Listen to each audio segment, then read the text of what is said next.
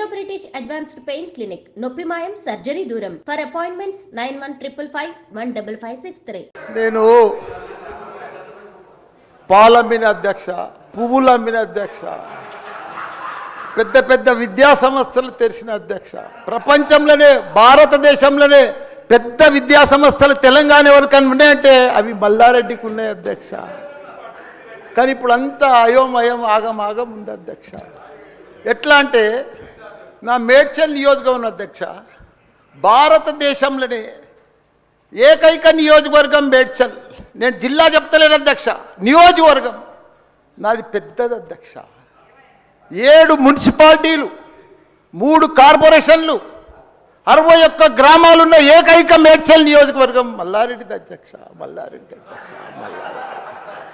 దాన్ని అతులం కుతులం చేస్తున్నారు అధ్యక్ష. దాన్ని జిహెచ్ఎంసీ అని ఇప్పుడు నా తన 7 మున్సిపాలిటీలు ఉన్నాయి, 3 కార్పొరేషన్లు ఉన్నాయి, 61 గ్రామాలు ఉన్నాయి. అందులో 28 గ్రామాలు తీసి మున్సిపాలిటీలలో కలిపేసారు పక్కకునే గ్రామం. ఆ మున్సిపాలిటీలన్నీ ఇప్పుడు వాళ్ళ పీరియడ్ అయిపోగానే జనవరి 27కు అవి జిహెచ్ఎంసీలో చేస్తారట.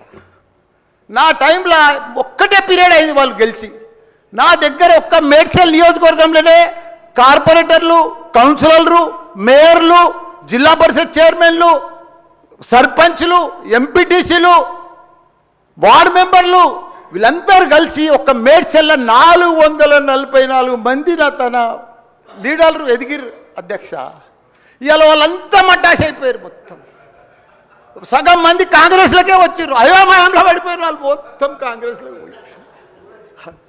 ఎందుకంటే మళ్ళీ ఎలక్షన్స్ వస్తాయి, మళ్ళీ మున్సిపల్ ఎలక్షన్స్ వస్తాయి, మళ్ళీ సర్పంచ్ ఎలక్షన్ వస్తాయి అంటే ఏ మున్సిపల్ లేదు, కౌన్సిలర్ లేరు, అన్ని జీవోలు కూడా వచ్చేసినాయి అధ్యక్ష. ఆల్రెడీ మున్సిపాలలో గ్రామాలు కలిసిపోయినట్టు, మళ్ళా గ్రామాలని మున్సిపాలిటీ కూడా అన్ని జిహెచ్ఎంసీలో కలిసినట్టు. ఒకటి అధ్యక్ష, కలుపుని తప్పు లేదు. 9 మున్సిపాలిటీలు అప్పుడు సరౌండింగ్ షేర్లింగంపల్లి కానీ కొద్బుల్లాపూర్ కానీ ఇవన్నీ కలిపినప్పుడు ఏమీ లేదు. ఇప్పుడు మా తాన కూడా మున్సిపాలిటీలలో ఇప్పుడిప్పుడే ఈ 5 ఏళ్ళనే డెవలప్ చేసినాం మేము.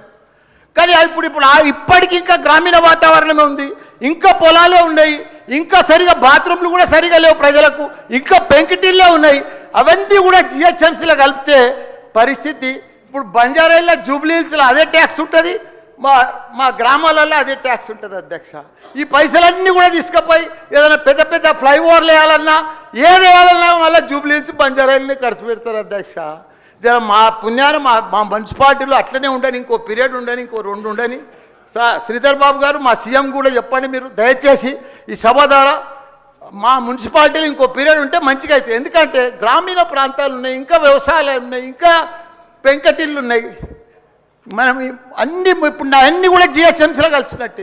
నాకు రూరల్ లేదు, ఎంపీటీసీ లేదు, సర్పంచ్ లేడు, కౌన్సిలర్ లేడు, ఓన్లీ కార్పొరేటర్. అది కూడా 20-30 వేలకు ఒక్కరు అవుతారు. 444 మంది పోయి 40 మంది కూడా గారు 8-10 మంది అవుతారు నా నియోజకవర్గం. 6,48,000 ఓట్లు ఉన్నాయి అధ్యక్ష. అది అయిపోయిందా, ఈ పార్టీకి అయిపోయింది. దయచేసి అది చెప్పినా మీకు అంత మనవించుకున్నా. హైడ్రా భారతదేశంలోనే మన హైదరాబాద్ అంటే, తెలంగాణ రాష్ట్రం అంటే ప్రపంచమంతా మోగిపోయింది అధ్యక్ష. ఐటీ రంగంలో కానీ, ప్రతి ఒక్క డెవలప్మెంట్లో కానీ, ప్రతి దాంట్లో కూడా హైడ్రా వచ్చినాక ఒక్కసారి హైడ్రా ఏం పెద్ద తప్పు పని చేయలే. కానీ హైడ్రా వచ్చినాక ఒక భయాందోళనతో మొత్తం కుప్పగొలిపోయింది అధ్యక్ష. హైదరాబాద్ సిటీ దిష్టి తగిలిపోయింది అధ్యక్ష.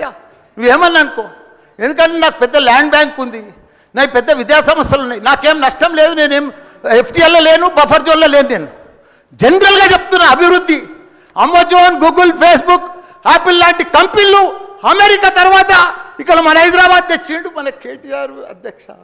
హెడ్ క్వార్టర్స్ ఈయనే ఉండే అధ్యక్ష. ఐటీలా మనం కర్ణాటక బెంగళూరు మించినాం అధ్యక్ష. 9 లక్షల మంది ఉద్యోగాలు చేస్తున్నారు, ఐటీ ఉద్యోగాలు. పెద్ద పెద్ద ప్రపంచం అంతా కూడా హైడ్రా తీసుకువచ్చి పెద్ద పెద్ద వాళ్ళకు బుగులు పట్టిపోయింది అధ్యక్ష. గరీబ్ వాళ్ళు అయితే గుండెలు వలిగిపోయినాయి అధ్యక్ష. మరి అది ఎందుకు తెచ్చిర్రో ఏమో మళ్ళీ నాకు అర్థం కాదు. ఇప్పుడు ఒకటి అధ్యక్ష, ఇప్పుడు నాయే కొన్ని ఎఫ్టీఎల్ ఉన్నాయనుకో, ఎగ్జాంపుల్ చెప్తా శ్రీధర్ బాబానా. మన ఇంట్లో మన సెల్ ఫోన్లో చూస్తే మన భూమి 1 ద ఫ్లో ఆగిపోతుంది. మీకు దండం పెడతా, మీరంతా చాలా మేధావులు. మన ఇంట్లో కూర్చొని కూడా మన పొలం హైడ్రాల్ ఉందా, చెరువు ఎఫ్టీఎల్ ఉందా, బఫర్ జోన్లు ఉందా చూసుకోవచ్చు. అంత టెక్నాలజీ వచ్చింది. గూగుల్లోకి పోతే చూసుకోవచ్చు. చూసి ఎవరెవరికి ఉందో ముందే నోటీసులు ఇచ్చి ఓపికతో అర్జెంట్ ఏముంది, తెల్లారి శుక్రవారం పొద్దుగల్లే పోయి శనివారం పొద్దుగల్లే పోయి కూలగొట్టాలని ఏముంది అధ్యక్ష. నిదానంగా వాళ్ళు కూడా మన తెలంగాణ ప్రజలే. వాళ్ళంతా కూడా మీరు ఓటేస్తేనే మనం మంత్రిలో కూర్చున్నాం. మనం అంత ఆదల బాధ ఆధార్ చేసేది, టెన్షన్ చేసేది ఏం అవసరం. మంచిగా నోటీస్ ఇచ్చి బాబు చేంజ్ చేసుకో, మార్చుకో, చూసుకో, నీకు ఇది ఇస్తాం, గరీబోడు ఉంటే ఇది ఇస్తాం, ఈ బెడ్రూమ్లకు అని నిమ్మడంగా చేస్తే అయిపోయాయి కదా. ఇంకా 4 ఏళ్ళు ఉంది కదా మీకు. ఈ ఏడాదిలోనే ఫస్ట్ ఇయర్లో చేయాలని ఏముంది అన్ని కొన్ని చేసుకుంటా ఉండి. రియల్ ఎస్టేట్ అయితే అధ్యక్ష రియల్ ఎస్టేట్ అయితే కుప్పగొల్లిపోయింది. ఏదైనా పెళ్లికి అమ్ముదామన్నా కొంటలేరు ఎవరు. పైసల రొటేషన్ లేదు, వ్యాపారాలు లేవు, బిజినెస్లు లేవు, ఏమీ లేవు అధ్యక్ష. దయచేసి మీరు అన్ని కూడా ఆలోచన చేయాలని మంత్రులు ఉన్నారు. అందరికి కూడా చెప్తున్నా, అందరికి కూడా దండం పెట్టి చెప్తున్నా. Thank you.